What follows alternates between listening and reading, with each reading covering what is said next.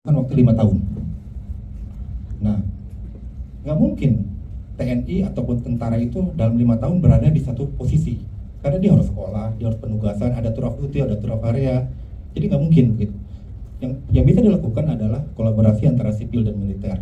Nah, ini juga terkait dengan nantinya dengan informasi tadi tentang kebebasan berekspresi. Diawali dengan kasus Yos Suprapto di Galeri Nasional, kemudian yang kedua itu di ISBI Bandung, Teater Payung Hitam, wawancara dengan Mulyono, yang terakhir itu Sukatani. Dan sebenarnya ada satu lagi kasus yang kami masih menduga itu ada kebebasan berkeseniannya yang terlanggar, ya, yaitu kasus Garuda Tikus. Jadi ada sebuah lukisan di Kalimantan itu bergambar Garuda, tapi dalamnya itu kayak tikus gitu ya. Nah, jadi katakanlah 4 kasus ini, di mana yang 3 pertama ini punya pola yang sangat menakutkan.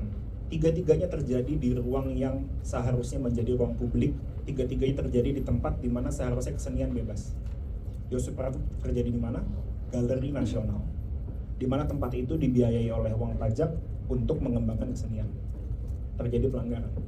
Yang kedua lebih miris lagi, terjadi di ISBI, Institusi Pendidikan Seni, di mana seharusnya di sana bebas sekali semestinya. Dan bahkan yang lebih menyedihkan adalah di ISBI itu dilarang cuma karena judul, lakonnya bahkan belum terjadi. Jadi baru ada poster wawancara dengan Mulyono, batal. Ternyata Mulyononya tukang gugur gimana? Kan kita nggak tahu gitu, bahkan kita nggak pernah tahu siapa Mulyono yang dimaksud oleh Teater Payung Hitam. Tapi itu sudah cukup untuk membuat pihak kampus takut dan melarang.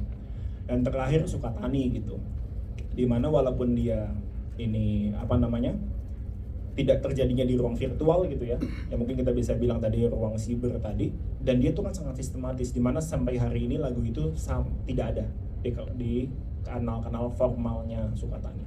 Di Spotify tidak ada, di Apple Music tidak ada, di YouTube tidak ada, YouTube resminya Sukatani. Jadi pihak kepolisian bisa mengintimidasi seorang seniman untuk menggugurkan semua lagunya di platform digital, di mana itu adalah mata pencaharian mereka juga.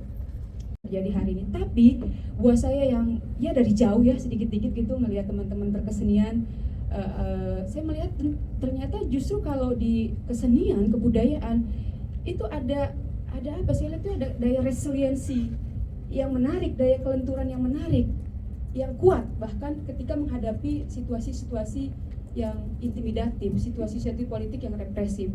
Saya kira itu satu hal yang menjadi kekuatan ya dari kesenian, dan kemudian beda dengan kami yang di advokasi misalkan, karena kami mentok dengan berbagai prosedur formal, kami mentok dengan pelembagaan advokasi. Tapi kan kalau kesenian kebudayaan dengan nature-nya yang bebas, nature-nya yang imajinatif, nature-nya yang kreatif, maka dia akan selalu menemukan jalan di tengah situasi-situasi yang represif untuk terus mengekspresikan karyanya, mengekspresikan gagasannya. Saya rasa itu satu hal yang sangat penting.